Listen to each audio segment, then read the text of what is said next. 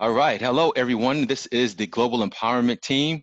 And today's Sunday, and we're back at it. This is another show that we are truly excited to host for you and to provide you with another opportunity to grow your mindset, to soak up some value from our esteemed guests today. And just want to, before we get to that, just want to go ahead and introduce my counterpart, my partner, my really good friend, Khalil Macklin. How are you today, sir? I'm doing well, man. At this point, you my brother from another mother, man. We Right. more than friends. We family at this point. But thank you, man. I'm doing well. Just helped my pops load up the train set. My pops has a Lionel train set, and it's funny because I was watching Clockers the other day. Spike Lee movie with Mekhi Phifer. It was his first movie, and he Mhm. liked trains. And he was giving the young bull in the movie a lesson on how they used to run by battery, but after the war, now they run electrical because now we got electricity. So my dad has those original Lionel trains that we hook up to transformers, and my son is learning electrical engineering. Telling me, I'm Very hooking up to the nice. motherboard, Dad, and all these terminology I don't know. So I just helped Pops load the train setup for him to set it up for the kids during Christmas time because that's what he loves to do. So I'm hanging in there, man. I'm excited about our guest. We were talking briefly before everything started how our paths cross. It's 6 degrees of separation, and oftentimes Mhm. it's maybe one or two. But Right. maximum is 6 degrees separation between anybody in the world. I'm a firm believer in that. And we reach within our degrees of separation for our guest today. And I'm excited to have this conversation, man. So thank you for asking, B. How's your beautiful Sunday going? Oh man, everything's great. Everything's great. We got. It was a purposeful morning. We got a lot of stuff done around here. Got to do the Zoom church, and me and my little guy, we're gonna head out and do a little bit of hiking after this. So we got some great weather, and I remember those trains. I had it. My stepfather, he actually had a set when we were younger, and so those are some real cool trains. But yeah, today's going good, and I want to go ahead and introduce our guest before we uh, let this hour slip by because I want to make sure that we have enough time to give our guests, the opportunity to share some really valuable information. So our guest today is Kevin L. Nichols. How are you today, sir? I'm doing well. I'm doing well, man. The stars are aligned. The Raiders won somehow the last play of the game. So, anything can happen today. Yeah, yeah. There we go. There we go. Well, great. Well, let me go ahead and introduce you to our audience. So this is Kevin L. Nichols, and I'm gonna give you a little bit of information about this gentleman. So he is the founder, president, and CEO of the Social Engineering Project Incorporated. It is an Oakland-based, Google and Microsoft-funded social impact venture with Stanford University, designed to address the lack of diversity in the tech industry through STEM pipeline programs for underrepresented students of color and diversity, equity, and inclusion, consulting for tech companies. Nichols has been featured in LinkedIn's Hall of Fame, Yahoo's blog, in the Examiner, Black Enterprise, CNN Money, Reuters, MarketWatch, and the Wall Street Journal. Millions saw Kevin while logging into LinkedIn.com from 2011 to 2014. For more information, we'll go ahead and provide you with a link in our chat. But that's a short bio about this gentleman today. But we're going to dive in and let him share um, what his company is about, what his company is focuses, the mission of his company, and the impact his company has on the communities. So with that said, sir, so your organization. So we want to obviously STEM. We know what the acronym for STEM is, and we want to go ahead and give you the opportunity to kind of dive in and share with our audience a little bit more about what the science, technology, engineering, and mathematics involves, how that program has an impact on the community, and what your program has to offer our youth and our youth of color.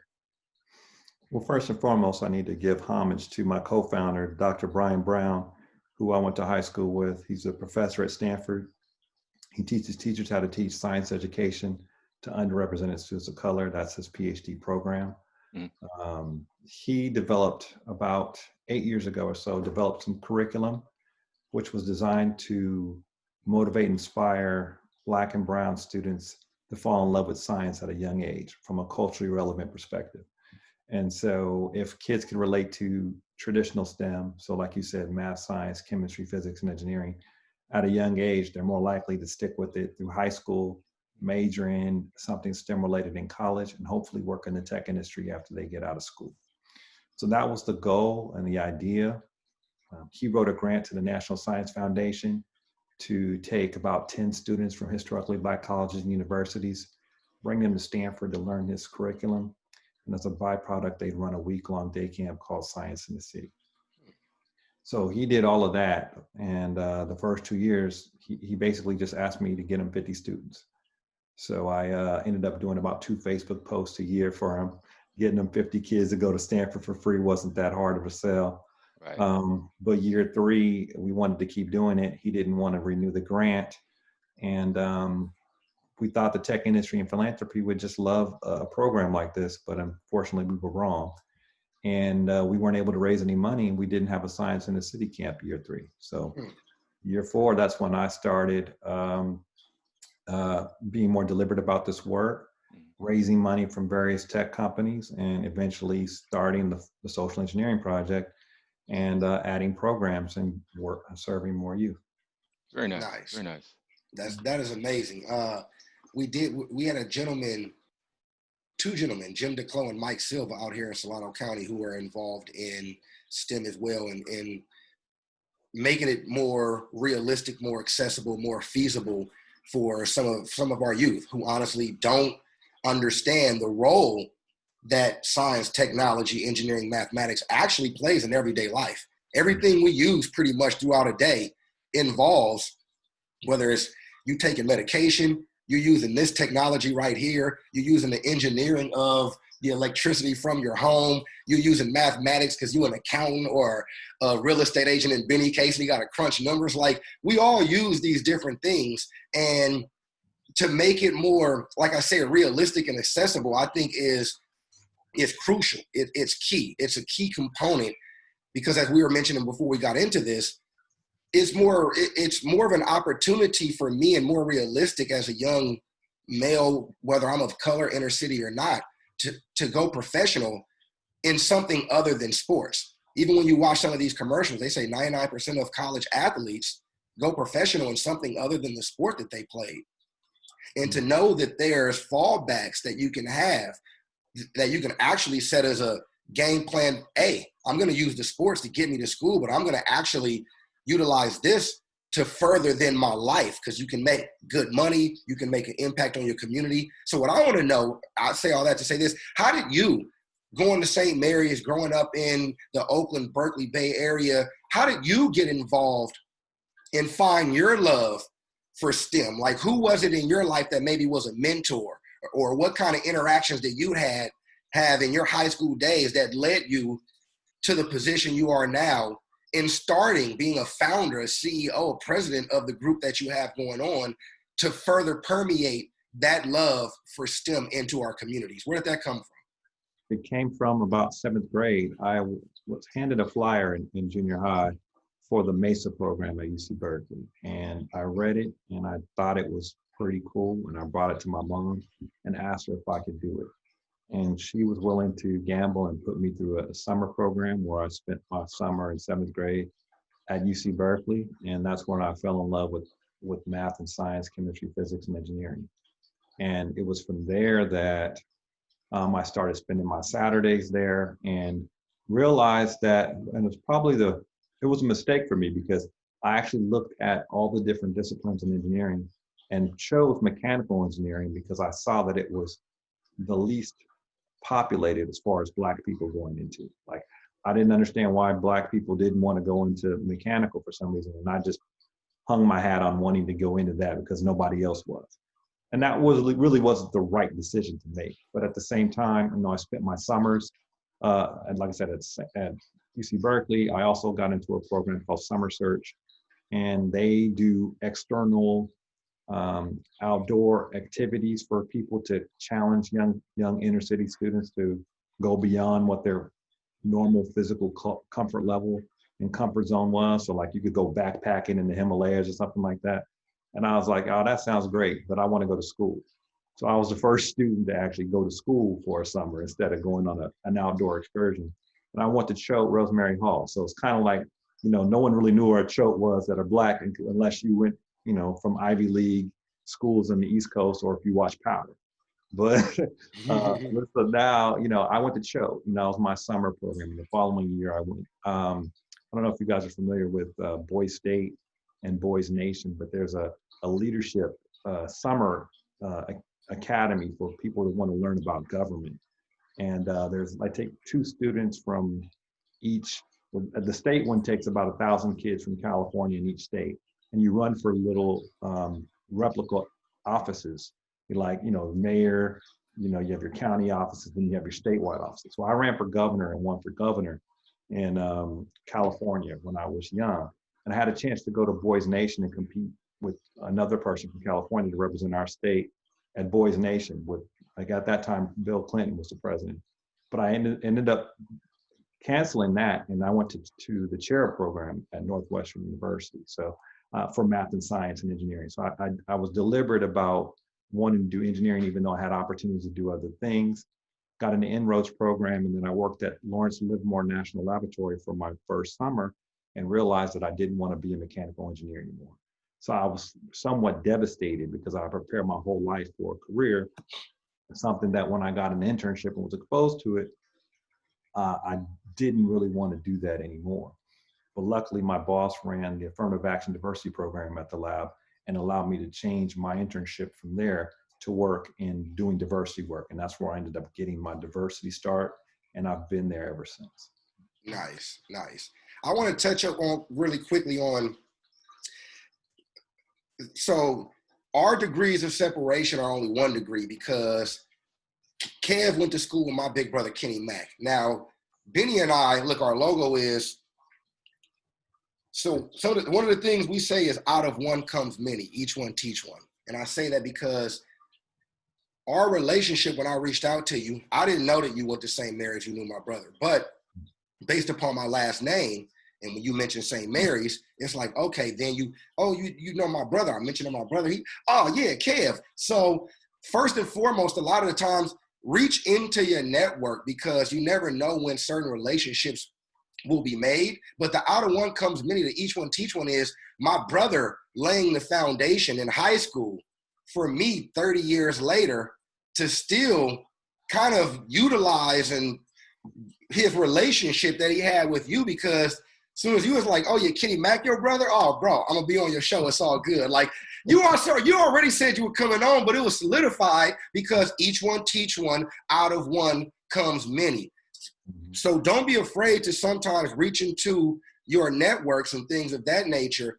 But I also want to say that being successful and going down a path that's less traveled, like you said, maybe going to school and feeding your brain every summer, going down a path that's less traveled sometimes doesn't make you any less cool or any less of a man or any less of a person, because from what I hear, back in high school, you threw parties. You were involved with Sean Granberry in these gatherings, and they were some historical things that are of legend still to this day. And I want people to know that you don't have to sacrifice your involvement with who you are, with your community, with your friends, to still not sacrifice your commitment to who you are and the things you want to achieve. If I want to go down this path here, I can still hang out with my friends and be the party king, but I'm gonna make sure on Saturdays, I still go to the college and do my thing here, no matter what Friday night threw at me. And I think that's a great takeaway for people to understand is you don't have to sacrifice who you are, your commitment to different things to still know who you are and stay in tune and in line with what's real and what's right for you. And you are a testament and a testimony to that because of your achievements and your accomplishments. So I appreciate you for that, because I know with what you do, you're teaching these young men those same fabric. We all may be cut from the same cloth, but it's different parts of the fabric. And to know that you intertwining that piece of your fabric into these young people is amazing. So I appreciate you for that. Well, and I appreciate that. But like you said with your brother, I'm the youngest of 4.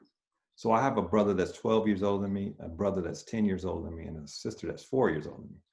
And one of the beautiful things about that is I have their entire networks. So I know everybody my oldest brother knows, everyone my second oldest brother knows, and my sister. And so for me, not only do I rely on my own network, but I have a history of network that I can tap into at any point. And so you're finding that out on your own. Yep. What I also tell students and young people is that I say, well, how many people, have Snapchat on your phone? And then I say, how many people have seen the Black Panther movie?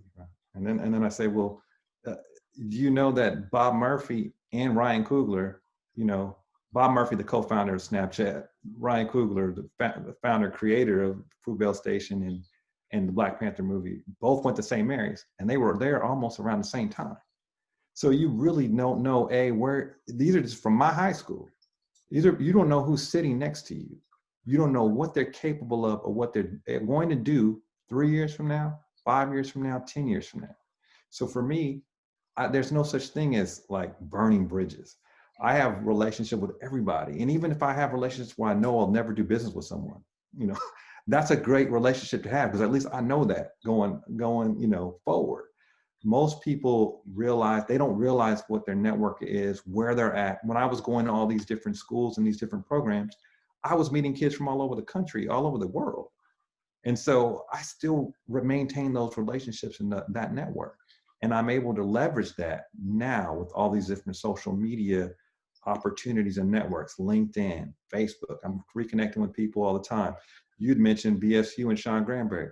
I'm right now on the starting a kind of a reunion of all the people that used to be in the United Black Students of California.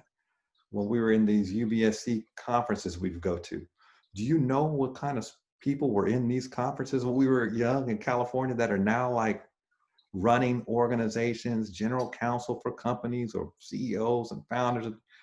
Where are they now? What are they doing? Let's get back into connections. We don't need Facebook or anything like that. We can start something like that on our own. But getting back to that depth of people and knowing what they are doing now and how we can leverage those relationships is really what it's all about. Yes. Very true. Very true. That's one of the things that we talk about all the time is understanding your network. Your database is your business. I coach that to our real estate agents all the time. Your database, your business is only as strong as your network. And that's something that you got to be consistently building, consistently in the forefront. And one of my, the CEO of my previous company, one of his main quotes was, we're not in the real estate business. We're in the lead generating business. So understanding the importance of building out your network and how important that network is, and nurturing that network, that's essential.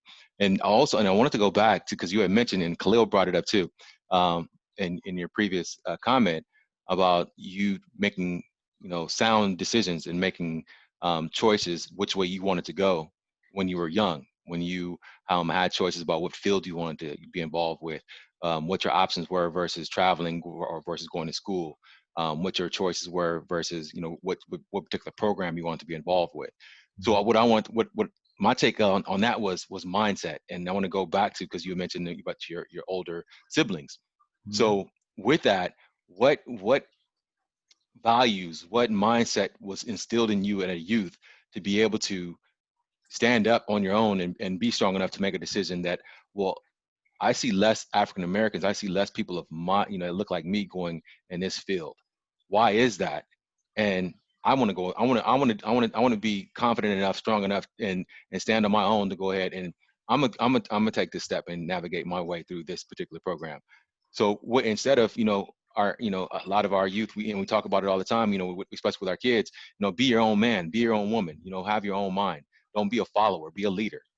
What characteristics, what values were instilled in you in the youth to be able to make that decision, and then whether it was worked out right for you or not, but you were strong enough to make that decision and follow through with it.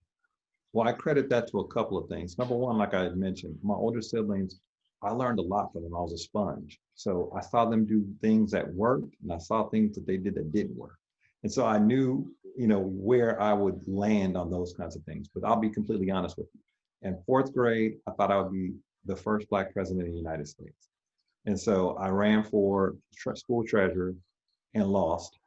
to a white girl, at my white elementary school, but at the same time, what it taught me was that I loved politics. And so since then I ran for student body president, and I was class president of all of my classes and student body president at St. Mary's. So when I made this decision that I wanted to run for president, I realized and I saw that, when candidates were running for office, and I noticed this when I was in fourth grade, when you're running for office, people were going back to your childhood, and they were following the decisions that you were making. They followed what your reputation was, how people felt about you. So that's when I've instilled personal branding, I've like literally digested that. I realized that the decisions and the choices that I make now in fourth grade could negatively impact my chances going through life.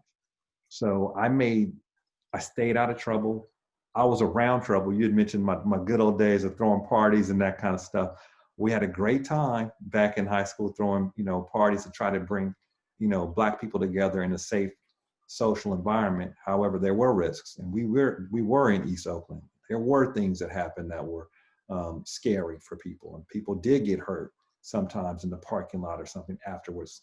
But the point was that I had to make sure that I shielded myself in these decisions. Even when it came to relationships, like I would never ghost anybody or, do something really negative to have someone really, have a bad taste in their mouth about me and my name.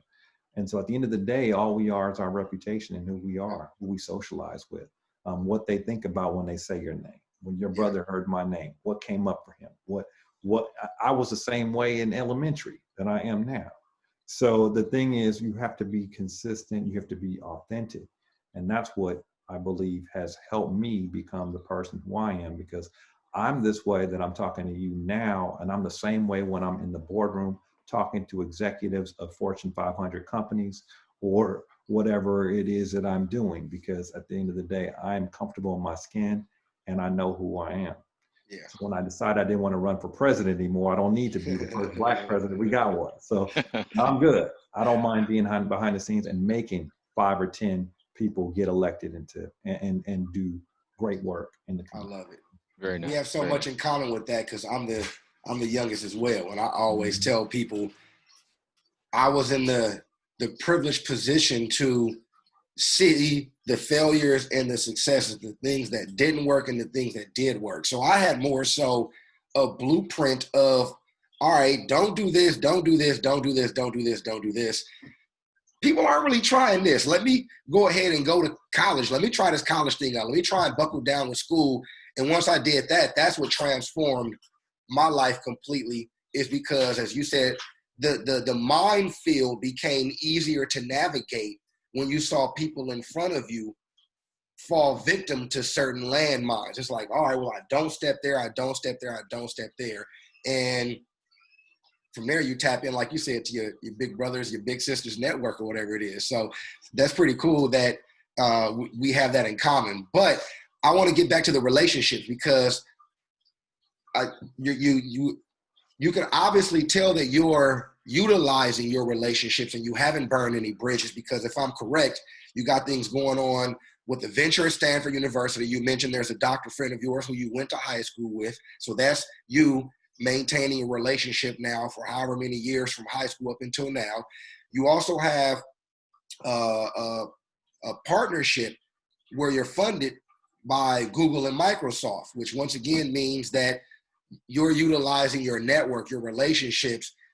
Talk a little bit more about that, because I think sometimes Benny and I, we have our weekly meetings and we have the same conversation. How do we get some kind of funding or some kind of sponsorship through a Google or a Microsoft or, one of the AB, whatever's under the ABC network? Then he calls them like FANG or whatever. He's got his acronym for them.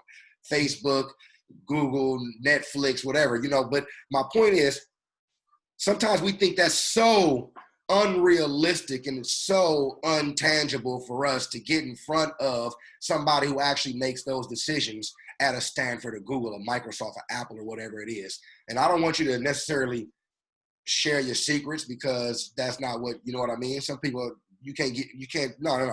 But Oh, at no, least kind of, but some Nah, people, nah. Let's be transparent. Yeah, let's be. not a secret at all. If Kevin is here to bless us, man, let's get blessed. well, so if you want to bless us with that, because I sent Benny something earlier today, and I don't know if you got a chance to watch it, Benny.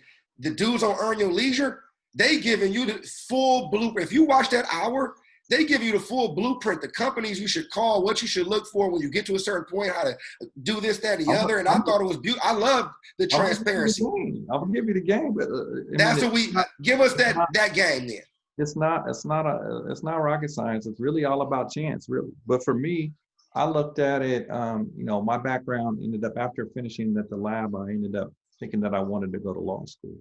So I, instead of like what I learned in engineering, like I tried on an internship to see if I wanted to do it, and then decided I didn't want to do it. So I said, well, let me go work in a big law firm. I'll go in as a paralegal, and then I'll find out what it's like to work with partners and associates, and I'll find out what it's like to work with case assistants and secretaries, because the goal for me would be doing civil rights work, because that's what I was passionate about. And so I know that there weren't big law firms that did civil rights work. So I would go in and learn how to run a big law firm, and then I could be cheap and then start my own law firm, know all the ins and outs and the different roles and responsibilities. And then I would be able to know how to hire good people, and I would know the function of everyone in my firm, what they did, So that's the logic. I ended up going to Morrison & Foerster, a big international law firm based in San Francisco. And after a couple years and a couple trials working on there, I decided I didn't want to go to law school either. But what I ended up learning was the relationships that I was making would take me somewhere. I just didn't know exactly where. So doing that, I looked at their website too, and I also saw they talked a lot about diversity, and they talked a lot about pro bono work. I saw diversity in the mailroom, but I didn't see a whole bunch of diversity, in lawyers and people that were billing like me. And I also didn't see anyone really doing a lot of pro bono work, because those are free cases. So I ended up starting a diversity program there in the late 90s. And then I also ended up doing a lot of pro bono work. So I worked on cases representing inmates in prison. So I worked on some cases with Pelican Bay and some other places like that. So I was doing all this stuff. And I was working with first and second year associates. The next minute I looked up, those first and second year associates were corporate counsel at like Yahoo, at Google, and other places.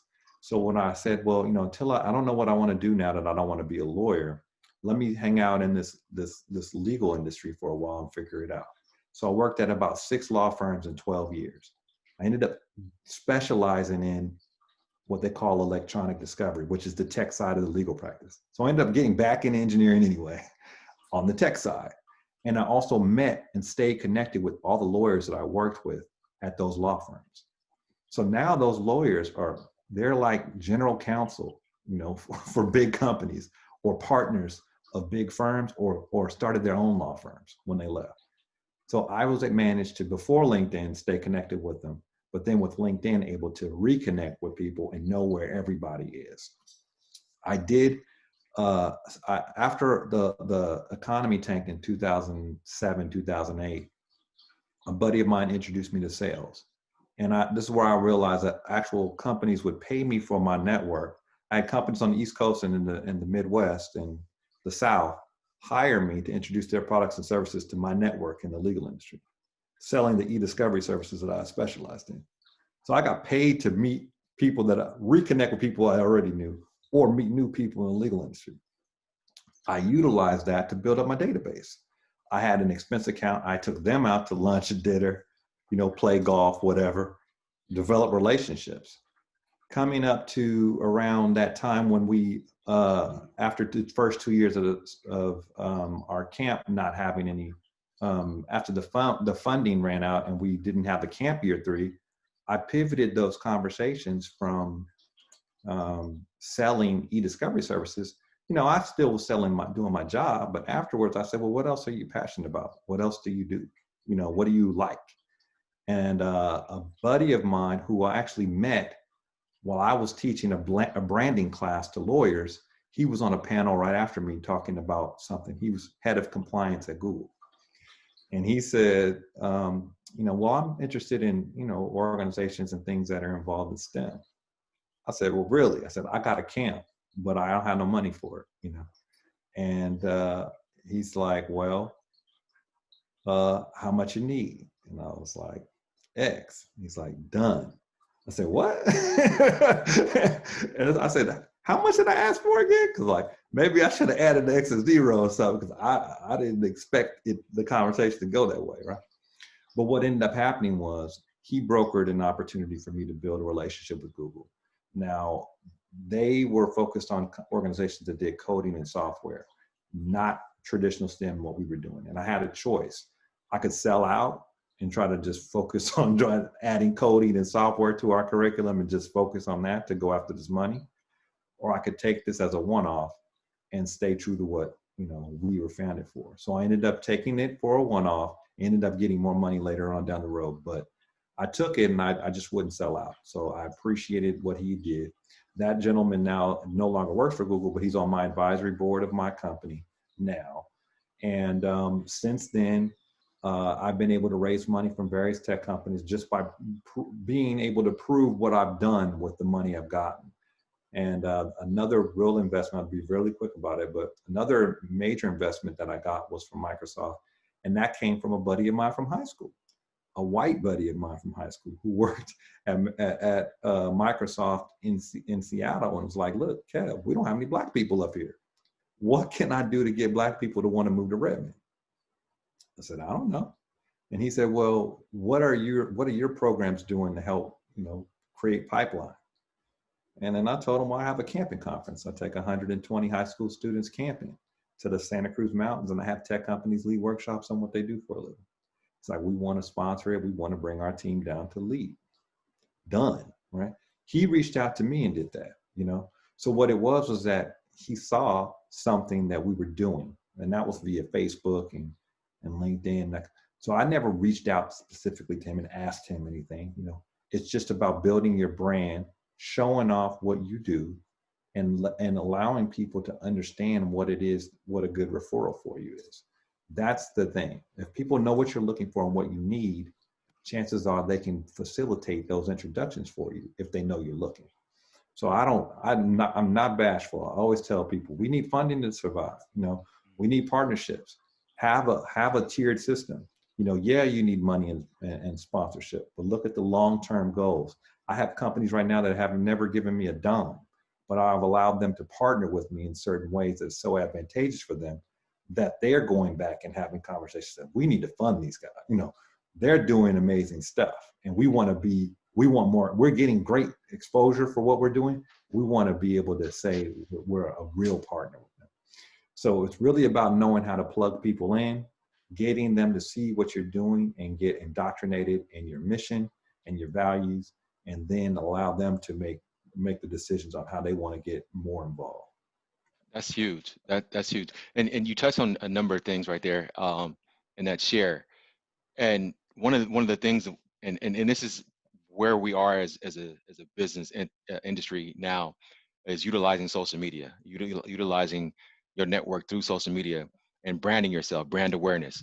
We talk about this all the time. This is one of my companies. Global Empowerment Team is another one of our companies. So being taking the opportunity of that social media provides with brand awareness, consistently branding yourself, consistently putting your information, your mission, your values out there, to where people that have the same like-minded values, they'll gravitate, they'll find you. If you're being conscious about constantly putting out that information, so they'll find you, and then having the conversation and being transparent about being able to ask what you need. That's one of the things we coach all the time as well in my real estate team, is utilizing your business to business network. Keep that top of mind to consistently build that out. Calling other companies and asking them. In the first conversation, the first question is, how who can I speak to there that that receives referrals. You're providing value. You're creating a win-win. So reaching out to them and asking them, who can I refer? Who can I reach out to at your company that would accept a referral? 9 times out of 10, they're like, huh? No, I'm providing information. I want to, I have clients that are moving into the area. I have clients that are in this area. I serve this community, XYZ community, and I have referrals, and I just want to make sure that I have someone that fits this niche that I can refer my clients to. So who at your company, can I reach out to? And 9 times out of 10, it's going to create reciprocity. Because if you're providing them value, they're going to reciprocate that and bring value to yourself. So that goes back to what you were mentioning earlier, is being attentive and nurturing your database, nurturing your network. So And that's also why I have I started the LinkedIn Downtown San Francisco Networking Group and the LinkedIn Bay Area Black Professionals Group. very I have a nice. monthly meeting for referrals. For my LinkedIn Downtown group, it's called Morning Cup of Java. That's at 9 a.m. That's predominantly my white and Asian professionals that I network with. And then my Black professionals group, we meet at the same day, same time. It wasn't the same day, but at 3 o'clock instead of 9. What it does though, and that's called reciprocity, as you just mentioned. Okay. And the whole purpose of it is, if you go to a networking event, there might be 50 people there. You may be lucky to have a real in-depth conversation with 3 to 4 people, 5 max. Here, the whole purpose of the meeting is to understand who's in the room and what they're looking for. So you have about have you ever heard of Business Networking International? Oh yeah, BNI, yes. BNI, yep. Okay. So it was BNI on a cheap. Basically, we meet once a month. We don't have any membership dues or fees. People come, you have a minute and a half to 2 minutes to introduce yourself, to do 3 things. A, talk about what you do for a living. If you're not doing what you want to do for a living, you tell everyone what you want to do. So like if you got a day job, but you're an artist or an entertainer or a musician or something, you want to do more things on the side. And then the last thing you say is what a good referral for you is. So if you're looking for a new job or you're applying for places or you're trying to switch careers, tell people what you're trying to do. The more specific you can be, the better. The chances are, we have 20 to 25 people on a call. All those individuals hear everything that you're doing. And every month we probably get like between 30 and 40% of repeat offenders, So people will come in serially and you'll get to hear, things that, you said this 3 months ago, I met somebody who you're trying to meet. Let me go ahead and facilitate that introduction. Right. So after everyone's had a turn speaking, all we do is talk about how we can facilitate introduction. I know somebody, I'm that somebody you're looking for, et cetera. And then we follow up offline to make those things happen. That's it. Mm-hmm. I've been doing that and that's been for free. But for me, it always comes back tenfold because whatever I'm looking for, I have 10, 15, 20 people out there that are looking. Exactly. When they find it, they let me know. How long have you been doing it? How long have you been doing that for? I started in 2007, 2008. We took about a 2 or 3 year hiatus because, it's interesting.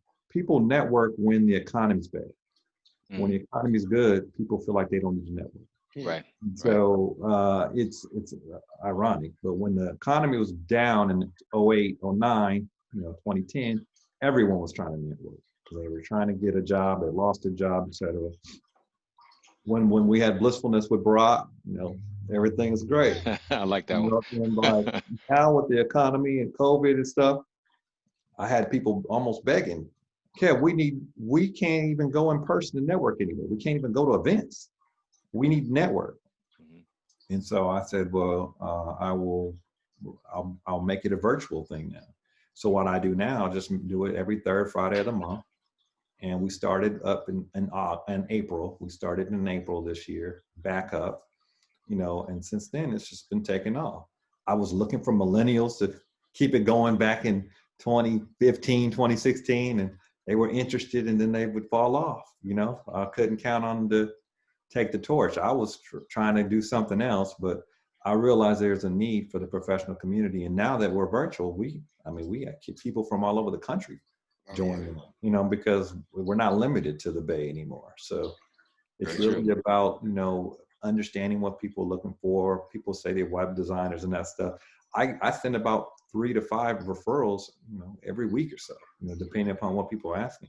So if I know what you're doing, what you're looking for, and then I'll send it out. And I got people that are like, sending me gift cards or sending me thank yous because, these referrals are helping them stay afloat, Right. And that's what it's about. That's a great platform. Mm-hmm. That's a great platform that you have because that's very important for us to, like you said, to you have to network. That's the bloodline of anything you're doing in especially if you're a business owner. You have to network. You have to get your word out there, build your brand, consistency. But the takeaways that I get from what you're saying, what I love is, I think before we start recording, you said when you find your passion, you never work a day in your life, which is something Benny and I always talk about. Find your passion. But while you find your passion, a lot of the times in life, you got to go through the prison to get to the palace.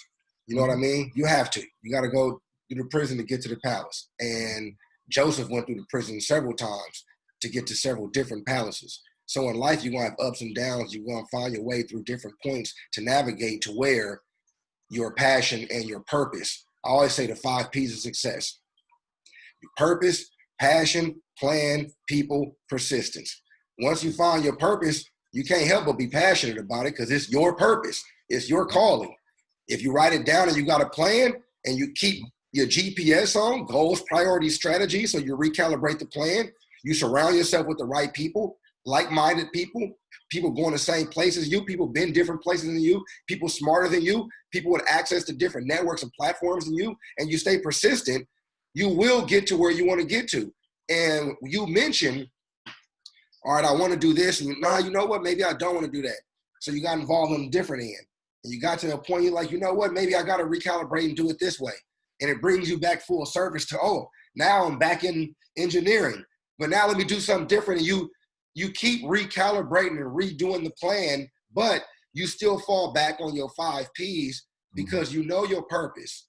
Once you know your purpose, like I said, you got your passion, which means you're not working a day in your life. You look like you got a plan because I see you got everything together as far as from your website to your LinkedIn, your Facebook, it's all tied together. You got sponsorship and funding and relationships here. So you got the right people, and you got to stay persistent because it's not going to always go a sunshiny day in business each and every day. And you exude that. You are a testament to that right there because you went through these different things. And I think that's important for anybody watching. I don't care if you're in your 20s, your 30s, your 40s. Sometimes you got to recalibrate. Sometimes you got to go through different hurdles in different stages of life to find that passion. But as long as you're still going through it, it's never too late to find that passion and feel like you're never working a day. And that was my greatest takeaway from what you said. And I appreciate you for that because that right there is a big, huge boulder that everybody can chew off of that and take a little bit away from that. Well, and I appreciate that. The name of our organization is called the Social Engineering Project. It comes from a quote from Charles Hamilton Houston, who basically laid down the groundwork for the Brown versus Board of Education cases for Thurgood Marshall. And he said a lawyer is either a social engineer or a parasite on society. So technically, I'm not an engineer because I didn't get a degree in engineering, and I'm not a lawyer because I didn't go to law school and get a law degree. For me, what the point of the matter is that you're either part of the problem or part of the solution. And so I kind of model what I do after, he's an indirect mentor of mine, Van Jones, who basically started multiple organizations from the ground up, built them, and went on to something else. They were all cause related. Started the Ella Baker Center, 30 years ago here in Oakland, started Green for All, started Rebuilding the Dream. Now he's doing Cut 50 and Yes We Code and all these other organizations that are around different causes that he believes in. So for me, I started out with the Social Engineering Project, doing it volunteer, then creating a business around it. But I'm also the co-founder of Family Wellness Group. My co-founder, Kevin Benson, is another person. We get young people, we get Black folks out. You said you better go on a hike, Benny. We've been taking Black folks hiking for the past 6 years. We've gotten, we do excursions once a quarter, different places. We go camping, we go skiing, we're all about wellness and outdoors and getting people out to their comfort level and getting exposed to different things. I do a lot in politics. I raise money for various candidates running for office. I've actually even been a campaign manager for a sister who I went to high school, elementary school with, who ran for a superintendent position about 5 or 6 years ago. So, for me, these are areas that I'm very passionate about, but they kind of play backseat into things because I don't like to have confusion when people hear my name or what I'm doing. But I'm in family wellness. I'm in the wellness area and health for Black folks. It's very important to me. do a lot in politics, but at the same time, I lead with, and what I do is diversifying the tech industry, and that's what we all have to figure out what our lane is. We all can have multiple lanes, but at the end of the day, we've got to kind of focus, build something, and then go on to something else. I try not to have multiple things going on at the same time. And so once I'm ready to hand this particular thing off, I will watch it from afar, but I'm going to go on to something else. Man. Very nice, very nice. And you touched on a number of things there with the different involvements. And as an entrepreneur, that's one of our mindsets is, that next move. We're 10 steps, 20 steps ahead. We're already thinking, while we're building this business, what other business is going to fall in next. So having that fortitude to stay in the present is it's a strength, because we tend to naturally get drawn into all these different areas, and it depletes where we are right now. It depletes on how we show up in the present, and how much and what we need to put into building this right now, what we're in right now. So I'm glad you mentioned that.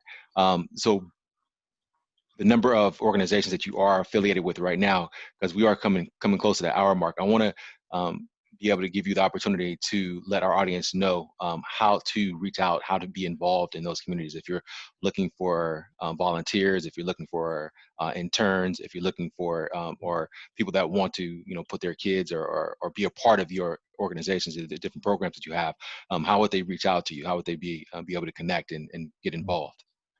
Our website is thesocialengineer.org. We just had a fundraiser for Giving Tuesday. So there, anyone that wants to support us financially or et cetera, they can go to our website and click the donate button. I hire typically 8 to 10 college students to run my Science in the City day camp. So if and when that goes back to a in-person environment, that's an opportunity for college students. I also hire about 20 working professionals in tech to serve as counselors for my overnight camp. So we need about 10 males and 10 females to be chaperones, and to live with the students for the weekend and allow them to be able to bounce ideas off of them, questions, et cetera.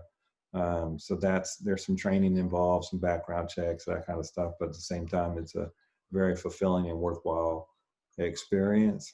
And then we always need volunteers for different projects. We're looking right now to shore up our ability to keep track of our alumni and how to leverage supporting them in college, as well as how they can stay connected to the organization going forward.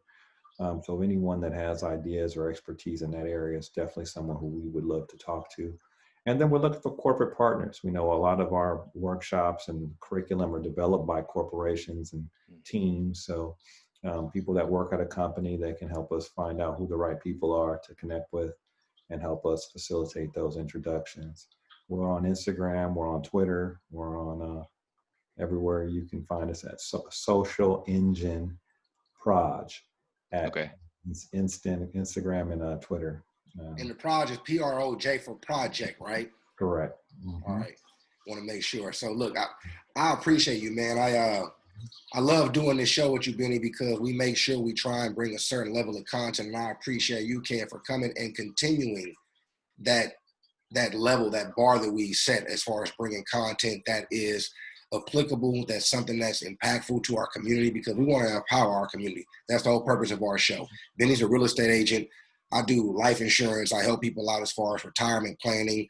I'm a Medicare specialist, a retirement specialist. Our whole goal is to try and bring people who may be in similar industries, but especially different industries, and just talk about different ways that we can empower our community, the way we can empower our next generation, the way we can empower our own generation, the way we can empower past generations as far as our parents, and make sure things are in the right moving order. So we appreciate everybody for watching. We appreciate you, Ken, for coming on. Benny, I appreciate you. We will continue to bring you this weekly content. We also got merch, you guys. Hit us on the inbox and let us know, because Benny's got his Surpass Real Estate clothing. I've got my Macklin 5, obviously. We got our global empowerment team. But support us in the way that we continue to support you guys. Go out there and rep us. Wear a t-shirt, wear a hat, whatever it is. But we appreciate you guys nonetheless for always tuning in. Leave us some comments. Please, if you know a guest that you want to be on the show, if there's a topic that you want Benny and I to discuss, let us know, because we want to feed off of our network and our community as far as what you guys want to see out of the Global Empowerment Team. So we appreciate you for spending this Sunday with us. If you're watching on Monday, Tuesday, Wednesday, we appreciate you for tuning in. Hit that thumbs up button. If it's on YouTube, hit the thumbs up and the subscribe button. Hit the like, the heart, whatever it is. But we appreciate you guys for tuning in. Kev, much love. Benny and I will reach out to you offline to talk about some further things that I think we got some visions for, and some things that I think would be beneficial for everybody involved, especially our community. But much love, my brother. I appreciate you. Benny, I appreciate you. Everybody have a wonderful day. Global Empowerment Team signing out. Take care, everybody.